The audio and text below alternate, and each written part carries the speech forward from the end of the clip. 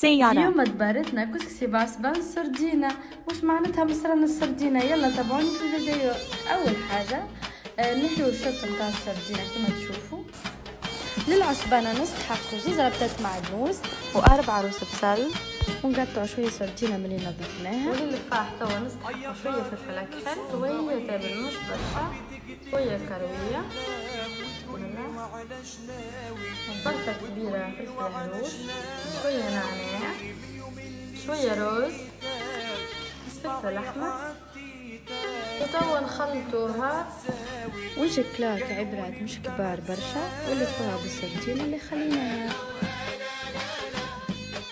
بالنسبة للكسكسي نعمل تنشير على 100 كثيرة ثانية 100 كعبة العصبانة اللي حطيناها.